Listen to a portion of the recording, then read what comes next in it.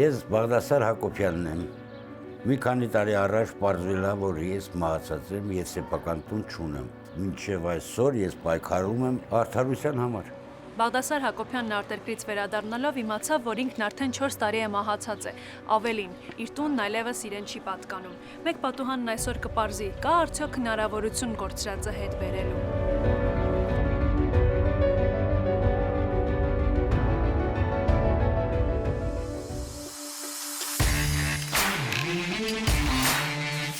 Ձեզ մահացած ճանաչելը սովորական օրենքով նախատեսված ընթացակարգ է։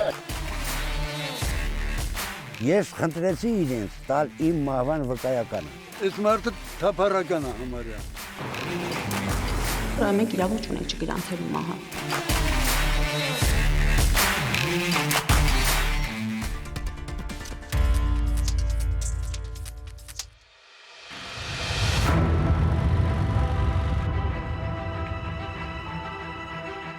Հայրական տան սեփականատերը եղել են ես եւ իմ մայրը, մեկ երկրորդ բաժնով։ Մորս ա եղել հանգուցյալ, մեկ երկրորդ մասը իմն ա եղել։ Հարևանս օգտվելով այն բանով, որ ես 1999 թվականին գնացի Ռուսաստան, իմ երեխայի մոտ, կնոջ ընտանիքիս մոտ, ինձ տանը մնաց իմ 75 տարեկան կույր մայրս։ Նրանք խնամում էին իմ քուրը, իմ եղբայրը, իմ մորը, մինչև ես հետ վերադառնամ։ 2003 թվականին իմ մոտ հուր եկավ իմ եղբոր տղան Սանասարը։ Մեկ ամիս մնաց, ես իրան ասի, որ գնում ես տուն, պասպորտս ես կորցրել եմ, չեմ կարող գամ Հայաստան, որը խոստվեց կօգնեմ։ Դեկտեմբեր ամիսին իրան ճանապարհ դրին 2003 թվականին, ոչ պատասխանեց, ոչ զանգեց, ոչ էլ հետաքրքրվեց այդ բանով։ Ես դիմացի Ռուսաստանի ոստիկանություն, նրանք հարցումը կատարին Մոսկվայի հայկական դեսպանատուն, բայց ես չեմ որ արդեն տները ծախել են, ինձ թաղել են, ես ոչ մի բան խաբար չեմ։ Ես պասպորտս վկայականա տվել են ինձ Հայաստանի դեսպանատունը, ես վերադարձել եմ Հայաստան, իմ տունը չեմ կարողանում մտնել, որովհետև ինձ ասին դու մեռել ես ապրիլի 17-ին 2004 թվականին։ Այդքան դատարան պրոցեսներ գնաց, մինչև 2008 թիվը ինչ ճանաչին կենթանի։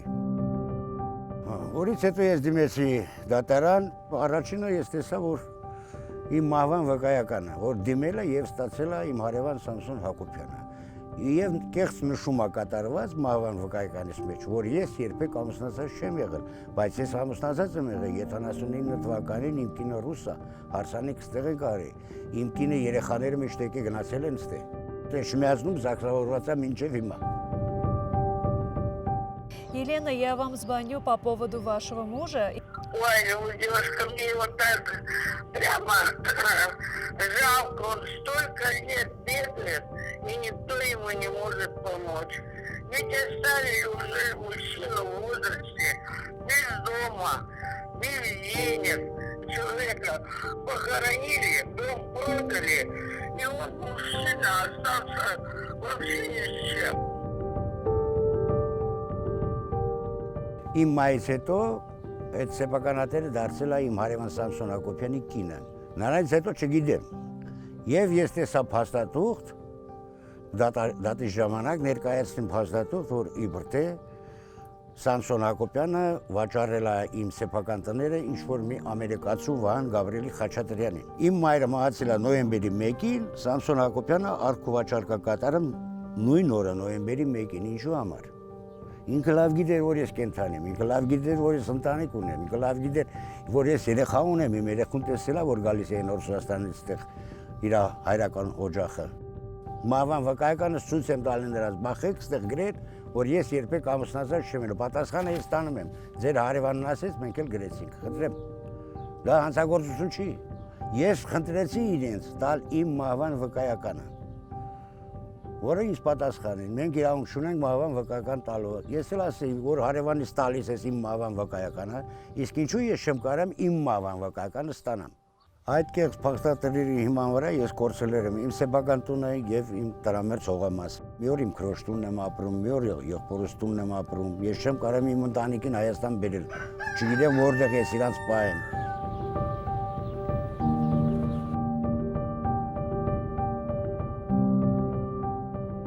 Այս մարդը թափառական է համարյա։ Թափառական, ես մի քանի տարի առաջ էլ ստեղ էր, էլ իստե նստած օրեկան։ Իրա հետ էլ ենք ահագին թղթերով բան գնաց է դատարանները, Բայց ինչ։ բայց ոչ մի օգուտ չենք տեսել։ Махинация какая-то, я думаю. Как это можно человека заживо похоронить, все документы сделать? Так это как? С этим надо разбираться, вернуть ему дом, или же деньги за дом. Ну как это же мошенничество.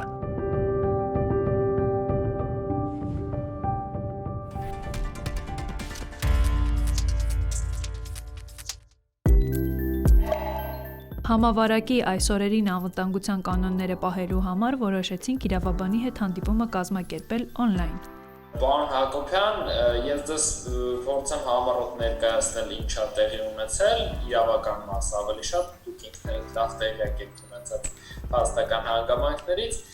Իրավական առումով քաղաքացիական օրենսգրքի 47-րդ հոդվածը նախատեսում է անձին մահացած դատական կարգով մահացած ճանաչելու ընթացակարգ։ Քաղաքացին դատարանով կարող է մահացած ճանաչվել, եթե նրա բնակության վայրում 3 տարվա ընթացքում տեղեկություններ չկան նրա գտնվելու վայրի մասին, իսկ եթե նա անհայտ կորել է այնպիսի հանգամանքներում, որոնք մահվան վտանգ են սպառնացել կամ հիմք են տալիս ենթադրելու նրա մահը որոշակի դժբախտ դեպքի հետևանքով 6 ամսվա ընթացքում։ Մահացած ճանաչված քաղաքացու մահվան օր է համարվում նրան մահացած ճանաչելու վերաբերյալ դատարանի վճիռն օրինական ուժի մեջ մտնելու օրը։ Քաղաքացուն, որն անհայտ կորել է մահվան վտանգ սպառնացող կամ այնպիսի հանգամանքներում, որոնք հիմք են տալիս ենթադրելու, որ նրա մահը հետևանք է որոշակի դժբախտ դեպքի, մահացած ճանաչելու դեպքում դատարանը կարող է այդ քաղաքացու մահվան օր ճանաչել նրա ենթադրյալ մահվան օրը։ Դուք շփում ունեցել եք չէ այդ բոլոր տարիներից։ Այո, եթե ցանկացել են, որ ես մահանամ, ինչի է իմ մայրը 2003 թվականին նոյեմբեր ամսին 1/3 տան բնակարանը եւ հողամասը սեփականացնում է իմ վրա։ Դուք արդեն այդ ժամանակ այստեղ չէիք, չէ։ Չէ, ես Բելարուսիայի 90 Ռուսաստան իմ կնոջ մոտ գնացի 96 թվականին ես իմ մայրիկին ուղարկել եմ Եկատերինբուրգ օպերացիա անելու։ Փաստաթղթերը ես ունեմ բոլորը։ Այդտեղից բերել եմ այդ փաստաթղթերը։ Ես մնացել եմ մենակ տունը։ Դուք երբ եք գնացել Ռուսաստան։ Որ թվականին։ 99 թվականին։ Այսինքն ձեր ասած 3 տարին փաստորեն։ Պարոն Հակոբյան, ես դրա համար նշեցի, որ 3 տարին իրականում բավարար ժամկետ էր, որպեսզի ձեզ մահացած ճանաչեին։ Եվ եթե դուք 99 թվականին գնացել եք եւ ձեր մասին տեղեկություններ չեն ունեցել, բանանանում է, որ օրենքը հստակ չի սահմանում են անձանց շրջանակը, որ ձեր մասին պետք է տեղեկություններ ունենային, բայց դատարանը միանշանակ հայցքորի դիրքորոշումը հաշվի առնելով պարզում է այդ հանգամանքը, արդյոք նման տեղեկությունները առկա են, թե ոչ։ Եվ ես կարծում եմ, որ ձեր համագյուղացիներից 2-3 հոգի էլ ընդամենը այդ ցուցումը տային արդեն բավարար կլիներ, որ հաստատվել է հանգամանքը, որ ձեզանից որևէ տեղեկություններ չունեն եւ չգիտեն, թե դուք որտեղ եք, ինչ կարգավիճակում։ Սամսոնի գործողությունները միգուցե բարոյական առումով այդքան էլ ընդունելի չէ եւ նա չպետք է այդպես վարվել ձեր հետ, եթե իրականում տեղյակ էր։ Բայց այդ հանգամանքը որևէ դատական ակտով չի ապացուցվել, ոչ 2008 թվականի դատական ակտով, ոչ էլ հետագայում, երբ որ դուք վիճարկել եք այդ գործարքների բավեր լինելը, այսինքն անվավերության հայցադիմում եք ներկայացրել, այդ անվավերության շրջանակներում գոնե որ ապացուցվեր, որ այդ անձինք լավ էլ տեղյակ են, որ դուք չեք մահացել եւ բնականաբար չեք համաձայն չեք այդ գործարքների կնքման հետ, միգուցե այդ գործարքները անվավեր ճանաչվեն։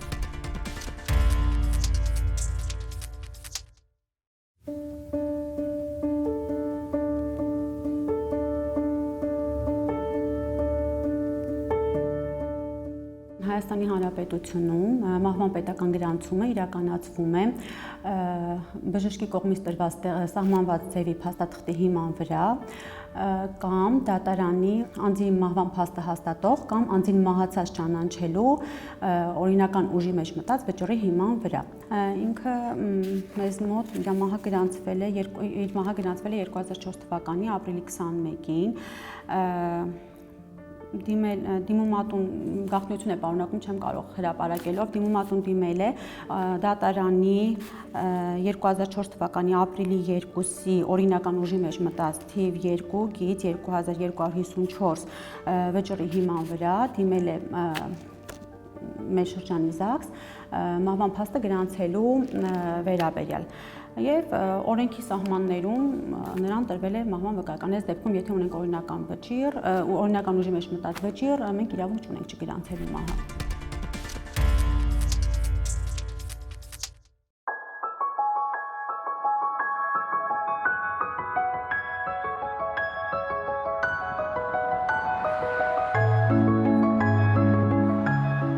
«2004 թվականի ապրիլի 17-ին ես մահացել եմ Ակնաշեն գյուղում։ Իմ մայրը մահացել է ինձանից հետո 6 ամիս հետո։ Եթե գրանցվում է քաղաքացին հայտնաբերվում է, ինքը կարող է դիմել դատարան, բեկանել դատարանի օրինական ուժի մեջ մտած իրեն մահացած ճանաչելու վճիռը եւ կդիմի ցանկացած շրջանի ԶԱԳՍ, չեղյալ կհամարվի ակտը իր վերաբերյալ մահվան գրանցման եւ կդիմի արդեն անձնագրային պասպորտային իր անձնագիրը վերականգնելու համար։ Սա իմ հայրական օջախն է, որտեղ ես ծնվել մեծացել եմ իմ քրերի, եղբորների հետ։ Այդ տունը, որ իմ սարքել են, դա իմ աղբոր հողերս է։ Իմ հորմածի քերս մինչև մահանալ այդ հողամասը տվեց իրան, ինքը ասեց գամ տուն սարքեմ։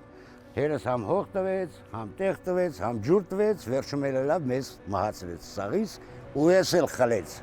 2018 թվին, որ դիմեցին նորից, ոստիկանություն նորից ինձ մերժեցին։ Մարտի 30-ը նորից եմ դիմել, նորից են ինձ մերժում։ Ինձ մենակ պնդում են, որ այդ գործով մարդ ենք դատել, մնացածը ոչ մի բան չկա։ Ես չեմ կարողանում ոչ իմ տանը մոտենամ։ Ոչ էլ հարևանիստանը, որ հարց տամ, ինչ ես դու այդքան բաներ արել։ Ինչու։ Ինձ պատասխան չկա, ոչ մեկին ոչ կարող եմ տենամ, ոչ էլ այդ։ Հետո ինձ զգուշացրին, տանը չմոտենաս կամ հարևանի տանը չմոտենաս։ Ոստիկանությունում գլխիդ կսարքեն։ Всё։ Ես չեմ մոտենում, ոչ էլ խոսում եմ։ Մենք կփորձենք գնալ տեսնել ինչ որ պատասխան մեզ կտան թե չէ։ Ես որ եկա 2008 թվին, որ ես կենթանացա, ես իր տղուն, հարևանիս տղուն 4 անգամ ասի, պապա այդ ասա, թողա իմ հետ խոսա,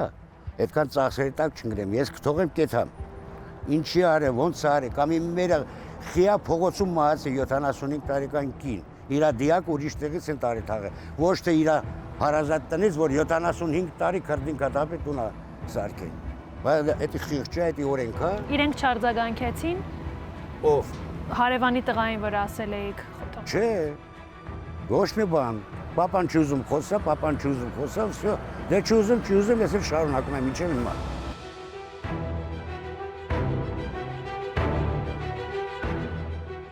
Իմ մայրը իբր թե դիմել է դատարան, որ ինձ ճանաչեն մահացած։ Որովհետև նա ցանկանում է իմ սեփականատերը 1/3 մաս հողամասը եւ բնակարանի 1/3 մասը ժառանգություն ընդունի։ Այդ դիմումի հիման վրա դատավորը, որ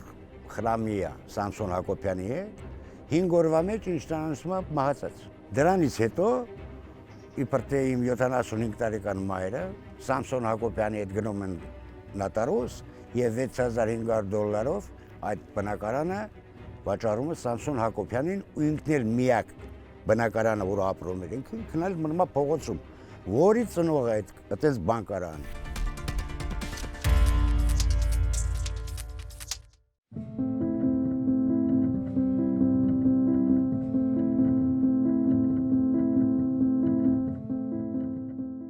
Ընդհանուր սեփականության մասին է երևի թե խոսքը, ընդհանուր սեփականություն ունի երկու տարատեսակ, ընդհանուր բաժնային սեփականություն եւ ընդհանուր համատեղ սեփականություն։ Եվ այո, երկու դեպքերում էլ գույքի տնօրինումը տնօրինման համար պահանջվում է բոլոր սեփականատերերի համաձայնությունները։ Եթե հնարավոր է ապահովել նրանց միաժամանակյան ներկայությունը նոտարական գրասենյակում, գործարքը կատարվում է տեղում, իսկ եթե Համասեփականատերերից մեկը ներկա չէ, գտնվում է դրսում, ուղարկվում է լիազորագիր, որի միջոցով ներկայացուցիչը լիազորված անձը ստորագրում է եւ կատարում է գործարք։ Եթե սեփականատերերը մեկից ավելի են եւ նրանցից մեկը մահացել է, ոնց որ սույն դեպքում,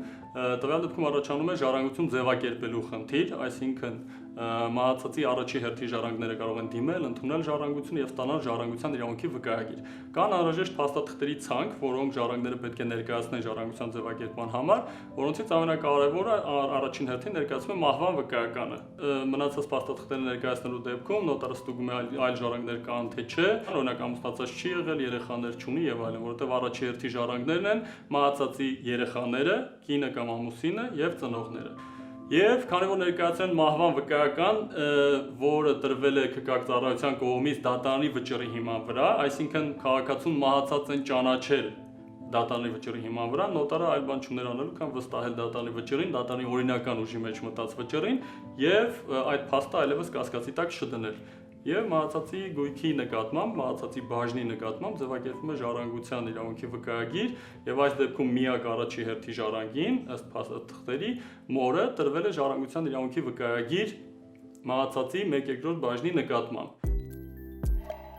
Պաշտոնատար անձի կողմից շահադիտական նպատակով կամ անձնական այլ դրդումներով կամ խմբային շահերից ելնելով պաշտոնական փաստաթղթերում ակնհայտ կեղծ տեղեկություններ կամ գրառումներ մտցնելը, կեղծում, քերվածք կամ այլ թվական գրառումներ կամ փոփոխություններ կատարելը, ինչպես նաև կեղծ փաստաթղթեր կազմելը կամ հանձնելը պատժվում է տուգանքով, նվազագույն աշխատավարձի 200 պատիկից 500 պատիկի չափով կամ ազատազրկմամբ, առավելագույնը 4 տարի ժամկետով, որոշակի պաշտոններ զբաղեցնելու կամ որոշակի գործունեությամբ զբաղվելու իրավունքից զրկելով, առավելագույնը 3 տարի ժամկետով։ Տվյալ դեպքում օրենսդիրը նախատեսում է հանցագործության հատուկ սուբյեկտ՝ պաշտոնատար անձ։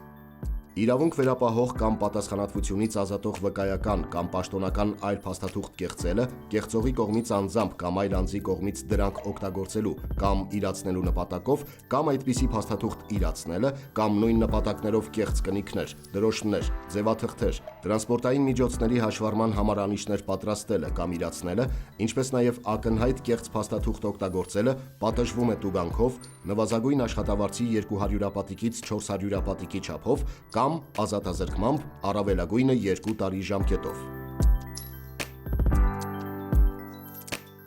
Հա, ես հասկանում եմ, անցյալ ժամանակ հանցագործությունները այն վաղ պետք է սաղին բռնեին ամեն մարդու առածների կեղծ փաստաթղթերի հիման վրա դատեին։ Հա, ժամանակն անցել է, բայց ժամկետ չունի։ Ես եթե բարեխիղճ ձեռբերողը այդ բոլորը,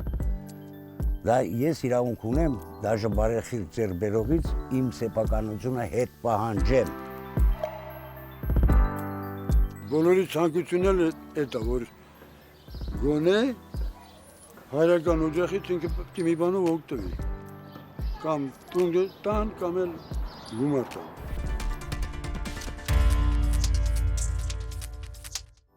Քաղաքացիական օրենսգրքի 344-րդ հոդվածը նախատեսում է հայցային վաղեմության բացառությունները այն դեպքում, երբ հայցային վաղեմություն չի կարող տարածվել։ Ձեր մեջի դեպքում, գործարքի անվավերության դեպքում, ոչ միայն ընդհանուր կանոնից է բացառություն նախատեսված, այսինքն 3 տարվա հայցային վաղեմությունը չի կիրառելի, այլ 1 տարվա, այլ նաև նման բացառություն առհասարակ չկա գործարքի անվավերության դեպքում, որ կարող է կիրառվել ինչ-որ այլ ժամկետներ կամ չկիրառվել հայցային վաղեմություն։ Պատկերացրեցի։ Եթե իմ մայրը ցանկացել է ճանաչեն ինձ մահացած եւ ուզեցել է իմ սեփականությունը ժառանգություն ընդունի, գնացել է նոտարոս, գնացել է դատարան, դատարանում խիա իմ մայրիկիս պասպորտի կոպիան, զավեդը նոտարոսը վրեժ Ղարիբյանը։ Եթե մարդը դիմում է դատարան, ինքը իր ազնագրով է գալիս, չէ՞։ Բայց գործի մեջ, որ ինձ մահացածը ճանաչի, իմ մայրիկիս կոպիա անձնագիր է, որ ոչ ծննդյան թիվ կա, ոչ որ երբ ծնվել, որ ամիսնացվել 000-1930 թիվ։ Ինչու իմ մայրը, կամ իմ քուրը, կամ իմ եղբայրը թող գնային, դիմեին, ստանային իմ մահվան վկայականը, այլ դիմել ստացել է իմ հարևանը, ինչու համար։ Դիմող հարևան Սամսոն Հակոբյան, ես ռուսերեն էլ թարգմանել եմ նոտարոսով պечатել եմ, ես։ դիմող ստացող Սամսոն Հակոբյան հարևան։ Այո, դիմող Սամսոն Հակոբյան հարևանը։ Այո, շատ հնարավոր է, որ ինքը լիազորագիր է ուղղակի վերցրել ձեր մայրիկից։ Եթե լիազորագիր ըլներ, ես այսքան 10 տարի չէի պայքերի։ Չկա այդպես բան չկա։ Գուցե ձեր մայրը պարզապես չի կարողացել գնալ հասնել, օրինակ, Թող եղբայրս գնար, թող քուրս գնար։ Այ դա ուրիշ հարց է արդեն, ինչու՞ Թող չէ հոր քուրս գնար, մոր քուրս գնար։ Ու ինքն էլ ցույցմունք է տալի դատարանում, որ ես 87 թվականից բացակայել եմ գյուղից։ Ու մեկ էլ իմ մորս դիմում եմ մտածել։ Չէ՞ որ այնտեղ գրած է, որ ես գնացել եմ Ռուսաստան, հարգելի դատավոր։ Դու պարտավոր ես, օրենքն է քեզ պարտավորում, որ հարցում կատարես Ռուսաստանի դեսպանատունը եւ իմանաս որտեղ եմ ես, մեռած եմ թե սաղ եմ։ Գործին մասնակցող անձը պարտավոր է մինչև ապացուցման պարտականությունը բաշխելու մասին որոշմամբ սահմանված ժամկետի ավարտը առաջին ատյանի դատարանի եւ գործին մասնակցող մյուս անձանց առջև բացահայտել ու հնարավորության դեպքում տրամադրել տվյալ պահին իրեն հայտնի այն ապացույցները, որոնց վրա նա հղում է կատարում որպես իր պահանջների եւ առարկությունների ապացուցման հիմք։ Առաջին ատյանի դատարանն ապացուցման պարտականությունը բաշխելու մասին որոշմամբ սահմանված ժամկետի ավարտից հետո գործին մասնակցող անձի ներկայացրած լրացուցիչ ապացույցն ընդունում է, իսկ ապացույց ձեռք բերելուն ուղղված միջնորդությունը բավարարում է, եթե դրանք ներկայացնողը հիմնավորում է դատարանի սահմանած ժամկետում տվյալ ապացույցը կամ միջնորդությունը ներկայացնելու անհնարինությունը իրենից անկախ պատճառներով։ Դատարանը, գնահատելով գործում եղած բոլոր ապացույցները, որոշում է փաստի հաստատված լինելու հարցը ապացույցների բազմակողմանի լրիվ եւ օբյեկտիվ հետազոտման վրա հիմնված ներքին համոզմամբ։ 2008 թվականին Բաղդասարը դիմում է դատարան իր հարևան Սամսոն Հակոբյանի եւ տան նոր գնորդի միջև կատարված գործարքը անվավեր ճանաչելու պահանջով։ Դատարանը մերժում է հայցը, քանի որ վերջին գնորդի հետ կատարված գործարքում չի եղել օրենքի խախտում։ 2008 թվականին դուք վերադարձել եք եւ այդ վճիռը վերացվել է։ Այո։ Այդ վճռի վերացումից հետո դուք ինձ համար անհասկանալի պատճառներով, բայց երևի թե դա այդքան էլ ձեր մեղքը չէ, չգիտեմ ինչի դատարան պահանջ եք ներկայացնում գործարքները անվավեր ճանաչելու համար եւ ժառանգության վկայագիր են։ Այս մասով ես նույնիսկ ասեմ ավելի դատարանը իր ակտում ձեզ հուշել է ճիշտ ճանապարհը որն է, մասնավորապես քաղաքացիական օրենսգրքի 275-րդ հոդվածը նախատեսում է բարեխիղճ ձեռքբերողից գույքը ետ վերցնելու ընթացակարգ։ Ամբողջ խնդիրը նա է, որ այս հոդվածով հայցադիմ ներկայացնելու համար հենց աշխատում է այդ 3 տարվա հայցային վարչության ժամկետը։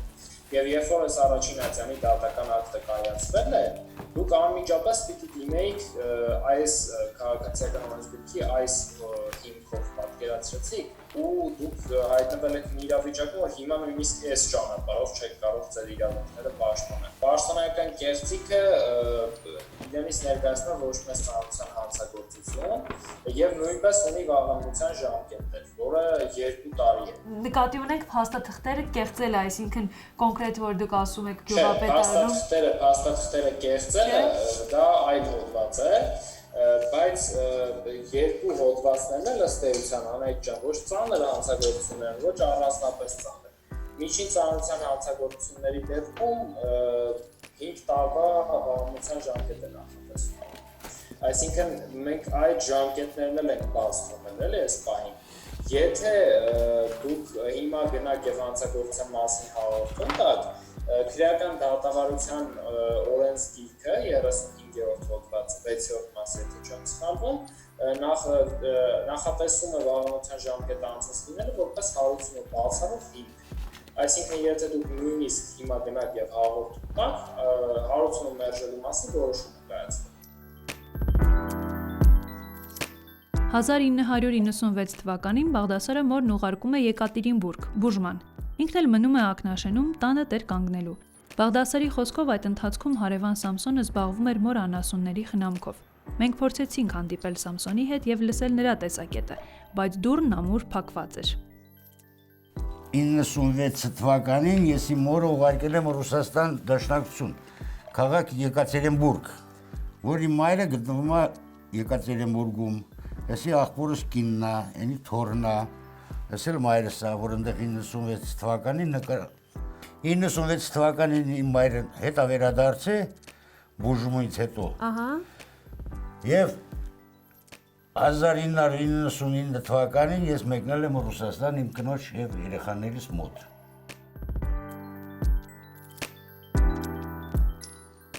Այն հանգամանքը, որ հանցագործությամբ հաստատվել են փաստեր, որոնք էական նշանակություն ունեն այս քաղաքացիական գործով, իհարկե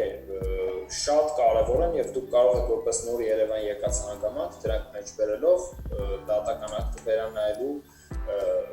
դիմում ներկայացնենք, ասենք բողոքարկեք այսպես ասած, հա։ Մենք չենք կարող ապացուցել, որ դուք դա երեք եք իմացել, որովհետեւ դուք ամբողջ աշխարհին ներկայացրել եք, որ այ դուք ունեք այս խնդիրը, պատկերացրեցիք, բայց ճիշտ հասցեով դա չեք ներկայացրել։ Մի շարք կեղծիքներ կամ բացթողումներ են բացահայտվել, արդյոք մարդը չի կարող հույս ունենալ իր սեփականությունը հետ վերադարձնելու կամ օրինակ փոխհատուցում ստանալու։ Անայդ ջան, այդ մասը մենք երբ բաց թողեց, տեսեք, դատական ակտով հստակ սահմանվել է, որ այստեղ խնդիրը նա չէ, թե անձի երբ են մահացած ճանաչել եւ այլն եւ այլն, այստեղ խնդիրը ավելի շատ կայանում է նրանում, որ համասեփականատերերը իրավունք ունեն կատարելու իրենց համատեղ սեփականության իրավունքով պատկանող գույքի տնօրինման գործարքներ։ Եվ մյուս կողմի համաձայնությունը ենթադրվում է։ Այսինքն, եթե մենք այս կոնկրետ այս իրավիճակը քննարկենք, եթե պարոն Հակոբյանը եւ իր մայրը չեն ունեցել որևէ այլ համաձայնություն, որ առանց մեկուսի համաձայնության չի կարող օրինակ օտարել այդ գույքը, հա, պարոն Հակոբյանի համաձայնությունը ինքնին ենթադրվում է այդ գույքի օտարման գործարքում։ Իսկ գնորդը որևէ տեղեկություն չի ունեցել, որ պարոն Հակոբյանը համաձայն չի։ Այս երկու կարևոր հատվածները, երկու կարևոր մասերը, հա, գործարքը անվավեր ճանաչելու, որևէ կերպ չի ապացուցվել պարոն Հակոբյանի կողմից, ինչի արդյունքում դատարանը հայցը մերժել է։ Իրավական առումով ձեր մայրը ձեզ մահացած է ճանաչել եւ հնարավորություն է ստացել այդ գույքը առավել անխոչնդոտ օտարելու, բայց նույնիսկ եթե դուք մահացած չլինեիք եւ չճանաչվեիք մահացած, այդ կառուցակարգի ներքո դատարանը արձանագրել է, որ ամեն դեպքում այդ գույքը կարող էր օտարվել ձեր մոր կողմից եւ ձեր այսպես ասած пассив դիրքը որևէ կերպ չէր խանգարում նրան տանել։ Պատկերացրեցիք, այսպես խնդիր կա այդտեղ։ Եվ դուք տեղյակ եք, որ դուք համատեղ սեփականատեր եք այդ գույքում։ Եթե դուք համաձայն չէիք, որ ձեր մայրը կարող է նաեւ օտարել, պատկերացրեցիք այդ գույքը, դուք պիտի ձեր անհամաձայնությունը հայտնեիք։ Ընդամենը 2009 թվականին դուք ունեք արդեն մերժված հայց։ Դուք տանում եք վերաքննիչ բողոք մի հատ շատ տարօրինակ հիմքով, որ իրականում այդ գույքը դες բաժնային սեփականությամբ էր պատկանում, ոչ թե համատեղ սեփականությամբ։ Այն դեպքում, երբ որ կադաստրը արդեն գրանցել էր ձեր համատեղ սեփականության իրավունքը։ Դրանից հետո դուք որոշում եք, որ դուք պիտի գնաք Ռուսաստանի Դաշնություն եւ անցնում է եւս 8 տարի, դուք վերադառնում եք հեղափոխությունից հետո որոշում եք ինչ-որ գործողություններ անեք։ Այդ վերաքննիչից հետո գոնե պիտի փոխեիք ձեր փաստաբանին, մի հատ հասկանայիք ինչ է կատարվում։ Եթե օրենքը ձեր կողմից է, ես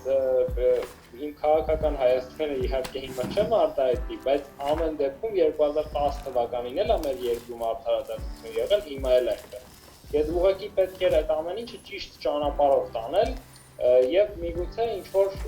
դրական արդյունք դուք կունենայիք։ Իսկ հիմա միակ ճանապարհը այն է, որ ծանր եւ առանձնապես ծանր ինչ որ հանցագործություն բացահայտվի եւ այդ շրջանակներում ապացուցվի, որ դրանով ձեզ վնաս է պատճառվել կամ այդ անձին ինչ որ հանցավոր համաձայնության են եկել, որպեսզի այդ տունը օտարվի X անձի ձեր հարևանին ենթադրենք եւ այլն, այդ ճանապարհով նոր դուք որպես նոր Երևան եկած հանգամանք ներկայացնեք դատարանին, ասեք հարգելի դատարան, ինչու՞ բավարարեք իմ հայցը։ Բայց դրա հավանականությունը 0.5% է։ Պարոն Բաղդասար, ցավոք մեր սպասումները այդքան էլ չեն արդարացել այն առումով, որ մենք հաղորդումը պատրաստելու ընթացքում սպասում ենք, որ վստահ մեր փաստաբանը կարող է մեզ մի քանի ճանապարհ մատնանշել ձեր խնդիրը լուծելու համար, բայց փաստորեն շանսներն այդքան էլ շատ չեն։ Դուք հիմա ինչ եք որոշել, ինչ եք անելու։ Ես որոշել եմ դիմեմ պարոն Փաշինյանին եւ Սահմանադրական դատարան եւ թող պարզեն այդ բանը։ Ես ուզում եմ իմ ընտանիքին բերեմ նոր Հայաստան, որ ասում եմ։